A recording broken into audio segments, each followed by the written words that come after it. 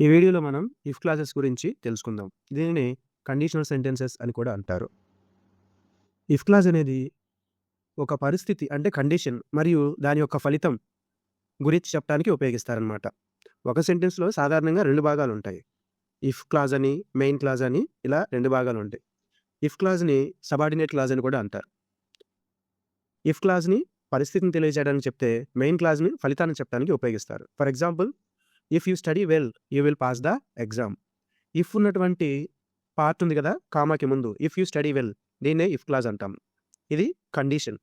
If you study well నువ్వు బాగా చదివితే, చదివితే అది కండిషన్ అనమాట. దాని results you will pass the exam. నువ్వు పాస్ అవుతావు. సో, కండిషను, రిజల్ట్స్ 2 ఉంటాయనమాట ఇఫ్ క్లాజ్‌లో. ఈ ఇఫ్ క్లాజెస్ మొత్తం 4 టైప్స్. జీరో కండిషనల్ అని, ఫస్ట్ కండిషనల్ అని, సెకండ్ కండిషనల్ అని, థర్డ్ కండిషనల్ అని ఇలా 4 టైప్స్ ఉన్నాయి. మొదటిది జీరో కండిషనల్. ఈ జీరో కండిషనల్ యొక్క స్ట్రక్చర్ ఎలా ఉంటుందంటే, ఫస్ట్ ఇఫ్ రాస్తాం, తర్వాత ప్రెజెంట్ సింపుల్ రాస్తాం, తర్వాత ప్రెజెంట్ సింపుల్ రాస్తాం. అదేంటి 2 సార్లు అలాగే అన్నారంటే, జీరో కండిషనల్ అంతే. కామాకి ముందు, కామాకి తర్వాత కూడా సింపుల్ ప్రెజెంట్ టెన్స్‌ని ఉపయోగిస్తామనమాట. ఈ సింపుల్ ప్రెజెంట్ టెన్స్‌ని ప్రెజెంట్ సింపుల్ అనొచ్చు, సింపుల్ ప్రెజెంట్ అని కూడా అనొచ్చు. సాధారణంగా ఈ జీరో కండిషన్‌లో ఏ విషయాల గురించి మాట్లాడతామంటే, general truths, scientific truths, habits ఇలాంటివి చెప్పడానికి జీరో కండిషనల్ వాడతాం. టెన్స్ చెప్పుకున్నప్పుడు చెప్పుకున్నాం. ఇలాంటివన్నీ కూడా సింపుల్ ప్రెజెంట్ టెన్స్‌లోనే చెప్పాలి అని. సో, కాబట్టి ఇక్కడ సింపుల్ ప్రెజెంట్ టెన్స్‌ని 2 క్లాజెస్‌లో ఉపయోగించడం జరుగుతుంది. మెయిన్ క్లాజ్‌లోను, సబార్డినేట్ క్లాజ్‌లోను. ఎగ్జాంపుల్స్ చూడండి. If you heat ice it melts. మంచును వేడి చేస్తే అది కరుగుతుంది. 2 కూడా ప్రెజెంట్ టెన్స్‌లోనే చెప్పాను. సెకండ్‌ది చూడండి. If you mix red and blue you will get purple. ఎరుపు మరియు నీలం కలిపితే ఊదా రంగు వస్తుంది. పర్పుల్ కలర్ వస్తుంది అని చెప్తున్నాం ఇక్కడ. So, 2 sentences if clause, main clause 2 కూడా సింపుల్ ప్రెజెంట్ టెన్స్ స్ట్రక్చర్‌లోనే ఉంది. Subject plus V1 plus object ఈ స్ట్రక్చర్‌లోనే. థర్డ్‌ది if you don't water plant they die. మొక్కలకు నీళ్లు పోయకపోతే అవి ఎండిపోతాయి ఇలాగా. సో, జీరో కండిషనల్‌లో ఇఫ్ ఉన్నటువంటి క్లాజ్‌లోనూ సింపుల్ ప్రెజెంట్ టెన్సే వాడాలి. మెయిన్ క్లాజ్‌లోనూ కూడా సింపుల్ ప్రెజెంట్ టెన్సే వాడాలన్నమాట ఇలాగా. దీనికి సంబంధించి కొన్ని ఎగ్జాంపుల్స్ ఉన్నాయి చూడండి. If you dash water to 100 degrees it boils. ఇక్కడేంటి if you dash water to 100 degrees it boils. ఎప్పుడు బాయిల్ అయిద్దండి? 100 డిగ్రీస్ దగ్గర వేడి చేస్తే. హీట్ అనాలా? హీటెడ్ అనాలా? విల్ హీట్ అనాలా? హీటింగ్ అనాలా? 100 డిగ్రీస్ దగ్గర వేడి చేస్తే బాయిలే అయిద్ది. ఇది సైంటిఫిక్ ట్రూత్. జనరల్ ట్రూత్ కూడా రైట్. సో, కాబట్టి హీట్ అనేది ఆన్సర్ అవుతుంది. Next if people dash too much sugar they get fat. ఎక్కువగా షుగర్ తింటే ఏమైద్దండి? ఫ్యాట్ అవుతారు. ఇది ట్రూతే కదా! సో, ట్రూత్ అయితే జీరో కండిషనల్. జీరో కండిషనల్ అంటే 2 సింపుల్ ప్రెజెంట్ టెన్స్‌లోనే ఉండాలి. 2 చోట్ల వర్బ్ V1 వాడాలి. సో, కాబట్టి answer heat. Next if the sun dash it becomes dark. Sun sets, sun will set, setting. So, if the sun అనేది third person singular కిందకొస్తది. He అనొచ్చు. కాబట్టి వర్బ్‌కి ఎస్ కానీ, ఈఎస్ కానీ యాడ్ చేస్తామని టెన్స్ చెప్పుకున్నప్పుడు చెప్పుకున్నాం. సో, కాబట్టి సెట్స్ అనేటటువంటిది ఆన్సర్ అవుతుందన్నమాట. నెక్స్ట్ సెకండ్‌ది ఫస్ట్ కండిషనల్. దీని యొక్క స్ట్రక్చర్ ఏంటి? ఫస్ట్ ఇఫ్ రాస్తాం. తర్వాత ప్రెజెంట్ సింపుల్ రాస్తాం. కామా పెట్టేసి సింపుల్ ఫ్యూచర్ రాస్తాం. అంటే విల్ ప్లస్ V1 ఉండేటటువంటి స్ట్రక్చర్ రాస్తాం. సబార్డినేట్ క్లాజ్ సింపుల్ ప్రెజెంట్ టెన్స్‌లో ఉంటే, మెయిన్ క్లాజ్ సింపుల్ ఫ్యూచర్‌లో ఉందన్నమాట. భవిష్యత్తులో జరిగే అవకాశం ఉన్నటువంటి పరిస్థితి రియల్ పాసిబిలిటీ ఇన్ ఫ్యూచర్ అంటారు. వాటి గురించి మాట్లాడేటప్పుడు ఈ ఫస్ట్ కండిషనల్ అనేటటువంటిది ఉపయోగిస్తాం అనమాట. ఎగ్జాంపుల్ చూడండి. If you study well you will pass the exam. నువ్వు గనక చదివితే ఎగ్జామ్‌లో పాస్ అవుతావు. ఇఫ్ ఉన్నటువంటి క్లాజ్‌ని సింపుల్ ప్రెజెంట్ టెన్స్‌లో రాశాను. కామా తర్వాత ఉన్నటువంటి మెయిన్ క్లాజ్‌ని సింపుల్ ఫ్యూచర్ టెన్స్‌లో రాశాను. విల్ ప్లస్ V1 స్ట్రక్చర్‌లో రాశాను అనమాట. సో, ఫస్ట్ కండిషనల్ ఒకవైపు simple present tense subject plus V1 ఉంటే, రెండో వైపు విల్ ప్లస్ V1 ఉంటుందన్నమాట. రెండోది చూడండి. If it rains we will cancel the match. వర్షం పడితే మ్యాచ్ రద్దు చేస్తాము. ఓకే రైట్ ఇలాగా. If she comes early we will start the meeting. ఆమె ముందుగా వస్తే మీటింగ్ మొదలు పెడతాము అంటున్నాం అనమాట. అంటే ఫస్ట్ కండిషనల్‌లో ఇఫ్ ఉన్నటువంటి సబార్డినేట్ క్లాజ్‌లో సింపుల్ ప్రెజెంట్ టెన్స్ స్ట్రక్చర్ రాయాలి. మెయిన్ క్లాజ్‌లో సింపుల్ ఫ్యూచర్ యొక్క స్ట్రక్చర్ రాయాలి. ఇవేంటంటే భవిష్యత్తులో జరగటానికి అవకాశం ఉన్నటువంటి సిట్యుయేషన్ తెలియజేయడానికి ఈ ఫస్ట్ కండిషనల్‌ని మనం వాడతామనమాట. ఎగ్జామ్స్‌లో ఎలా ఉంటది ఇవి? If it dash tomorrow we will stay home. రెయిన్సా? రెయిన్డా? Rain, raining. సో, రెండో వైపు చూడండి. Will stay simple future plus V1 ఉంది. అంటే రెండో వైపు ఫస్ట్ వైపు ఏముండాలి? సింపుల్ ప్రెజెంట్ టెన్స్ ఉండాలి. వీటిలో సింపుల్ ప్రెజెంట్ టెన్స్ ఏంటి? రెయిన్స్. కాబట్టి ఇదే right answer. If it rains tomorrow we will stay at home. So ఇది చాలా ఈజీ అండి. ఒకవైపు సింపుల్ ఫ్యూచర్ ఉంటే రెండో వైపు ఆటోమేటిక్గా సింపుల్ ప్రెజెంట్ ఉండేలాగా చూసుకోవడమే. Next, if you work hard you dash success. ఒకవైపు సింపుల్ ప్రెజెంట్ ఉంది, ఇది యూనివర్సల్ ట్రూత్, వాటి కిందకేమీ రాదు కాబట్టి రెండో వైపు will plus V1 shall plus V1 ఉండాలన్నమాట. సో ఇక్కడ ఏముంది, will get. If you work hard you will get success ఇలాగా. నెక్స్ట్ థర్డ్ క్వశ్చన్ చూడండి, if he studies he dash the exam. చదివితే ఏమైందండి, పాస్ అవుతారు కదా. సో మొదటిది ఎలా ఉంది, సింపుల్ ప్రెజెంట్ టెన్స్లో ఉంది, రెండోది సింపుల్ ఫ్యూచర్లో ఉండాలి కాబట్టి ఆన్సర్ విల్ పాస్ అవుతుంది అనమాట. నెక్స్ట్ అండి థర్డ్ వచ్చేసి సెకండ్ కండిషన్. సో దీని స్ట్రక్చర్ ఏంటంటే, ఇఫ్ రాసి సింపుల్ పాస్ట్ అంటే పాస్ట్ సింపుల్ రాస్తాను, ఇఫ్ ఉన్నటువంటి సబార్డినేట్ క్లాస్లో, మెయిన్ క్లాస్లో వుడ్ ప్లస్ V1 అనేది రాస్తాం అనమాట. ఇది నిజం కాని పరిస్థితి, ఇప్పుడు నిజం అవ్వలేదు, ఇంకా అయిపోయిందనమాట, ఇంక ఇది నిజం కావడానికి ఛాన్స్ లేదు, అన్రియల్ ఇమాజినరీ సిచ్యువేషన్స్ గురించి మాట్లాడేటప్పుడు ఈ సెకండ్ కండిషన్ని ఉపయోగిస్తామన్నమాట. అయిపోయిందనమాట, ఇంక ఇప్పుడు అది నిజం కాదు, అలాంటి విషయాలు చెప్పడానికి ఈ స్ట్రక్చర్ ఉపయోగించి సెకండ్ కండిషన్ అనేది చెప్తాం. ఎగ్జాంపుల్స్ చూస్తే, if I were a bird I would fly in the sky. నేనే కనుక పక్షినైతే ఆకాశంలో ఎగిరేవాడిని. ఇప్పుడు అయిద్దండి, పాసిబిలిటీ ఉందా, అవ్వదు. స్ట్రక్చర్ దగ్గరికి వస్తే, ఇఫ్ ఉన్నటువంటి క్లాజ్లో ఐ వర్ అని చెప్పేసి ఉపయోగించాం. చూడండి, కండిషనల్ క్లాజెస్లో వజ్ అనేది ఉపయోగించమండి, ఓన్లీ వర్ని మాత్రమే ఉపయోగిస్తాం. ఈ విషయాన్ని గుర్తుపెట్టుకోవాలి. టెన్స్లోనే వజ్ వర్ అలా రెండూ ఉన్నాయి, కానీ కండిషనల్ క్లాస్లో ఓన్లీ WRE వర్ మాత్రమే ఉంటుందన్నమాట. ఒకవైపు సింపుల్ పాస్ట్ ఉంది సబార్డినేట్ క్లాస్లో, ఆటోమేటిక్గా రెండో వైపు వుడ్ ప్లస్ V1 అనేది రాయాలన్నమాట. నెక్స్ట్ రెండో చూడండి, if I had a car I would travel a lot. నాకు గనుక కారు ఉండుంటే నేను చాలా ప్రయాణం చేసేవాడిని. ఇప్పుడు కుదరదు కదండి, కార్ లేదు తన దగ్గర అసలు, అది విషయం. సో ఒకవైపు సింపుల్ పాస్ట్ ఉంది, ఇఫ్ ఉన్న దగ్గర ఐ హ్యాడ్, ఇక్కడ హ్యాడ్ అంటే V2 అనుకోవాలి. So I had a car, ఇది సింపుల్ పాస్ట్లో ఉంది.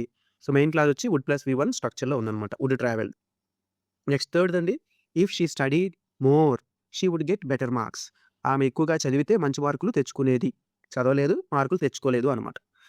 ఇఫ్ ఉన్నటువంటి క్లాస్లో సబ్జెక్ట్ షీ స్టడీడ్ V2 అంటే సింపుల్ పాస్ట్ ఉపయోగించాం. మెయిన్ క్లాస్లో would plus get, would plus V1 రాసాం కాబట్టి సరిపోయిందనమాట. ఎగ్జామ్స్లో వస్తే ఎలా ఉంటాయండి ఇవి చూద్దాం. If I dash rich I would help the poor, I would help poor. చూడండి చాలా ఈజీ. సో ఇఫ్ ఉన్నటువంటి దాంట్లో బ్లాంక్ ఇచ్చాడు, రెండో వైపు చూస్తే వుడ్ ప్లస్ V1 ఉంది, would help, would plus V1 ఉంటే ఆటోమేటిక్గా ఇఫ్ ఉన్నటువంటి క్లాస్లో సింపుల్ పాస్ట్ అంటే సబ్జెక్ట్ V2, సబ్జెక్ట్ ఐ ఉంది కాబట్టి వర్ ఉపయోగిస్తే సరిపోతుంది అనమాట. నెక్స్ట్ రెండో చూడండి, if he dash a car he would drive to work. ఇక్కడ కూడా చూడండి, ఇఫ్ ఉన్నటువంటి క్లాస్లో డాష్ ఉంది, మెయిన్ క్లాస్కి వెళ్ళిపోతే వుడ్ V1 ఉంది, వుడ్ V1 ఉందంటే ఆటోమేటిక్ రెండో వైపు సబ్జెక్ట్ ప్లస్ V2 ఉండాలి. ఎక్కడుంది సబ్జెక్ట్ ప్లస్ V2, హీ ఉంది. సో కాబట్టి హ్యాడ్ అనేది రైట్ ఆన్సర్ అవుతుంది. Next, if they studied hard they dash better marks. ఈసారి బ్లాంక్ మెయిన్ క్లాస్లో ఇచ్చాడు, అయినా ప్రాబ్లం ఉంది. ఇఫ్ క్లాస్లో ఏముంది, దే స్టడీడ్ సబ్జెక్ట్ V2 అంటే సింపుల్ పాస్ట్ ఉంది, ఇటువైపు సింపుల్ పాస్ట్ ఉంటే అటువైపు ఏముండాలి, వుడ్ ప్లస్ V1 ఉండాలి. ఎక్కడుంది వుడ్ ప్లస్ V1, సిలో ఉంది. ఇదే మన ఆన్సర్. చాలా ఈజీగా ఆన్సర్స్ పెట్టేయచ్చు అనమాట. నెక్స్ట్ ఫోర్త్ వన్ వచ్చేసి థర్డ్ కండిషనల్. ఈ థర్డ్ కండిషన్ స్ట్రక్చర్ వచ్చేసి, ఇఫ్ రాస్తాము, పాస్ట్ పర్ఫెక్ట్ రాస్తాము, మెయిన్ క్లాస్లో వుడ్ హ్యావ్ ప్లస్ V3 రాస్తాం అనమాట. ఇదే సందర్భంలో ఉపయోగిస్తారంటే పాస్ట్ అన్రియల్ సిచ్యువేషన్స్లో ఉపయోగిస్తారు. గతంలో జరిగి ఉండవచ్చని కానీ జరగని పరిస్థితి, అంటే గతంలో ఇలా జరిగి ఉంటే బాగుండేది అని కూడా అనుకోవచ్చు అనమాట. ఇలాంటి వాటిని థర్డ్ కండిషనల్ అని చెప్పేసి అంటారు. ఎగ్జాంపుల్ చూడండి, if I had studied well, గతంలో నేను బాగా చదివి ఉంటే I would have passed the exam, నేను పరీక్షల్లో పాస్ అయి ఉండేవాడిని. అలాగనమాట. గతంలో జరిగి ఉండొచ్చు కానీ జరగని పరిస్థితి, ఇది కూడా జరగడానికి ఛాన్స్ లేదు, కానీ గతంలో ఇలా జరుగుంటే బాగుండేది అని అనుకునేటటువంటి సిచ్యువేషన్ అనమాట. ఒకవైపు హ్యాడ్ ప్లస్ V3 ఉపయోగించాం, past perfect had studied, had plus V3 ఉపయోగించాం. రెండో వైపు వుడ్ హ్యావ్ ప్లస్ V3 అనేది ఉపయోగిస్తున్నాం అనమాట. సెకండ్ ఎగ్జాంపుల్ చూడండి, if she had left earlier she would have caught the bus. ఆమె ముందే వెళ్ళి ఉంటే బస్ పట్టుకునేది. ఇలాగా had left, so she had left, had plus V3 అంటే పాస్ట్ పర్ఫెక్ట్, ఇటువైపు would have plus V3, would have caught ఉపయోగించాం అనమాట. థర్డ్ది, if they had worked harder they would have succeeded. So ఇక్కడ కూడా వాళ్ళు ఎక్కువగా కష్టపడి ఉంటే విజయాన్ని సాధించేవారు అని అర్థం అనమాట. ఇక్కడ కూడా దే అనే సబ్జెక్ట్ తర్వాత హ్యాడ్ ఉపయోగించి V3 ఉపయోగించాం. దే హ్యాడ్ వర్క్డ్, రెండో వైపు would have plus V3, would have succeeded. ఇలాగా ఇవి ఎగ్జామ్లో వస్తే ఎలా ఉంటాయో చూద్దాం. Practice questions. If I had seen him I dash him అన్నాడు. ఇప్పుడు కూడా అంతే, ఇఫ్ ఉన్నటువంటి క్లాస్ దగ్గర హ్యాడ్ V3 ఉంది, ఇటువైపు హ్యాడ్ ప్లస్ V3 ఉంటే అటువైపు వుడ్ హ్యావ్ ప్లస్ V3 వెదిగేయటమే. ఎక్కడుంది వుడ్ హ్యావ్ ప్లస్ V3, సిలో ఉందన్నమాట, వుడ్ హ్యావ్ హెల్ప్డ్. ఇలాగా if I had seen him I would have helped ఇలాగనమాట. రెండోది చూడండి, if she had studied she dash the exam. మళ్ళీ మెయిన్ క్లాస్లోనే డాష్ ఇచ్చాడు. ఇటువైపు వచ్చి చెక్ చేస్తా ఇఫ్ దగ్గర. ఇక్కడ సబ్జెక్ట్ షీ ఉంది, హ్యాడ్ ప్లస్ V3 ఉంది. హ్యాడ్ ప్లస్ V3 ఉంటే పాస్ట్ పర్ఫెక్ట్. పాస్ట్ పర్ఫెక్ట్ ఉంది కాబట్టి అటువైపు ఏముండాలి, వుడ్ హ్యావ్ ప్లస్ V3 ఉండాలి. ఎక్కడుంది answer, would have plus V3 would have passed, సిలో ఉందన్నమాట. Next third one, if they had started early they dash the train. So ఇది కూడా అంతేనండి. హ్యాడ్ ప్లస్ V3 ఉంది ఇఫ్ క్లాస్లో, మెయిన్ క్లాస్లో వుడ్ హ్యావ్ ప్లస్ V3 రాయాలి. సో సిలో ఆన్సర్ ఉంది, వుడ్ హ్యావ్ కాట్ ఇలాగా. సో చాలా ఈజీగా ఇలాగా మనం ఆన్సర్ చేయవచ్చు. నెక్స్ట్ అండి, ఇప్పుడు దాకా చెప్పుకున్నదంతా కూడా చూడండి ఒక సమరీ టేబుల్ లాగా. జీరో కండిషనల్లో ఇఫ్ రాసి సింపుల్ ప్రజెంట్ సింపుల్ ప్రజెంటే రాస్తాం అనమాట. వీటిలో ఫ్యాక్ట్స్ గురించి మాట్లాడతాం. ఫస్ట్ కండిషన్లో ఇఫ్ రాసి సింపుల్ ప్రజెంట్ సింపుల్ ఫ్యూచర్ ఇలా రాస్తాం. ఇవి రియల్ ఫ్యూచర్లో జరగడానికి అవకాశం ఉన్నవి ఫస్ట్ కండిషన్లో చెప్తాం అనమాట. సెకండ్ కండిషన్ చూడండి, ఇఫ్ రాసి సింపుల్ పాస్ట్ రాసి మెయిన్ క్లాస్లో వుడ్ ప్లస్ V1 రాస్తాం. ఇది ఇమాజినరీ కండిషన్. సో అయితే బాగుండు అనుకుంటాం అనమాట, కానీ అవ్వదు. నెక్స్ట్ థర్డ్ కండిషన్లో ఇఫ్ ఉన్నటువంటి క్లాస్లో పాస్ట్ పర్ఫెక్ట్ టెన్స్ ఉపయోగిస్తాము, had plus V3. So main క్లాస్లో వుడ్ హ్యావ్ ప్లస్ V3 ఉపయోగిస్తాం అనమాట. పాస్ట్ అన్రియల్, గతంలో అనమాట, గతంలో ఇలా జరిగి ఉంటే బాగుండేది అనేటటువంటి సిచ్యువేషన్స్లో ఉపయోగిస్తాం. కొన్ని సెంటెన్సెస్లో అండి అన్లెస్ ఉపయోగించి కూడా రాయడం జరిగింది. అన్లెస్ అంటే అర్థం ఏంటంటే ఇఫ్ నాట్ అని. చాలా సందర్భాల్లో ఇఫ్ నాట్ను అన్లెస్గా కూడా మార్చొచ్చు అనమాట. ఈ కింద స్ట్రక్చర్ చూడండి, నార్మల్ సెంటెన్స్ ఒకవేళ ఇఫ్ ఉన్నటువంటి కండిషనల్ క్లాజ్ని ఇఫ్ క్లాజ్ని నాట్ ఉపయోగించి నెగిటివ్గా రాస్తే ఇఫ్ రాస్తాం, సబ్జెక్ట్ రాస్తాం, నాట్ రాస్తాం, వర్బ్ రాస్తాం. సో దీన్ని అన్లెస్ ఉపయోగించి రాస్తే అన్లెస్ రాసి సబ్జెక్ట్ ప్లస్ వర్బ్ రాస్తాం. నాట్ అనేది మళ్ళీ రిపీట్ అవ్వాలా ఇక్కడ. అన్లెస్ ఉంటే నాట్ని వాడమన్నమాట. If not is equal to unless అనమాట. ఎగ్జాంపుల్ చూడండి, if you do not study you will fail. So దీన్ని అన్లెస్ ఉపయోగించి రాస్తే unless you study you will fail అని రాసాం. అంటే if not is equal to unless అని చెప్తున్నాం కదా, ఇక్కడ సబ్జెక్టు V1 ఈ రెండింటి నుంచి చేసి ఇఫ్ నాట్కి బదులుగా అన్లెస్ ఉపయోగించాం అనమాట. అంటే ఇఫ్ డు నాట్ ఈ రెండు రిమూవ్ చేసేసాము. డూ అనేది హెల్పింగ్ వర్బ్ కాబట్టి నెగిటివ్ సెంటెన్సెస్లో వస్తుంది, మిగిలిన సెంటెన్సెస్లో ఎలాగో రాదు. సింపుల్ ప్రెజెంట్ టెన్సెస్లో మాత్రమే డూ డస్ వస్తూ ఉంటాయి. సింపుల్ పాస్ట్లోనేమో డిడ్ వస్తూ ఉంటుంది అనమాట. హెల్పింగ్ వర్బ్స్ నెగిటివ్స్లో మాత్రమే అపియర్ అవుతాయి, పాజిటివ్లో డిసపియర్ అయిపోతూ ఉంటాయి. ఇప్పుడు నాట్ గురించి చెప్తున్నాం కాబట్టి డూ కూడా వచ్చింది అంతే.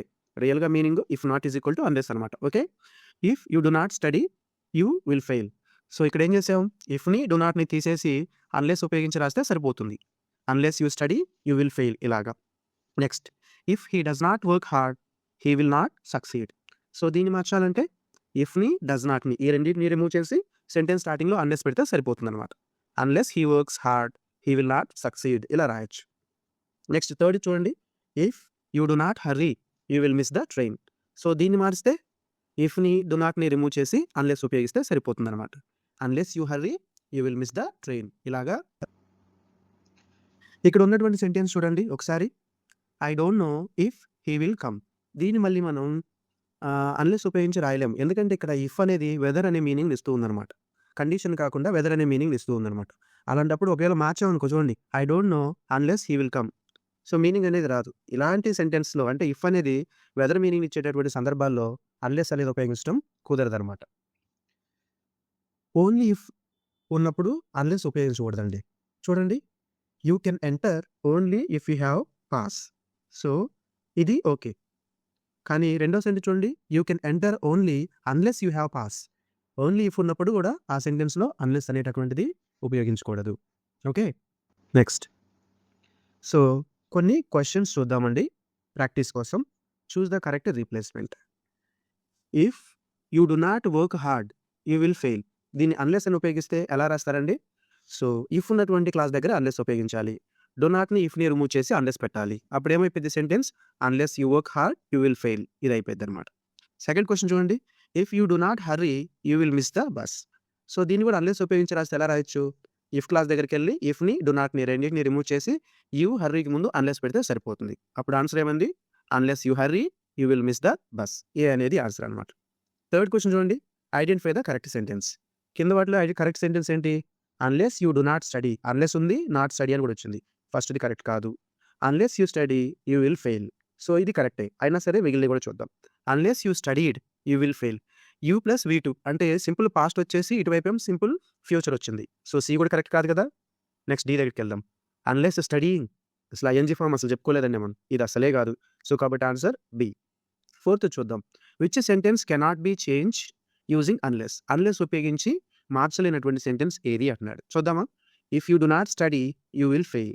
సో, ఇఫ్ డు నాట్‌ని తీసేసి unless you study you will fail. ఇది మార్చొచ్చు. రైట్? మీనింగ్ వస్తుంది. రెండోది చూద్దాం. If it doesn't rain we will play.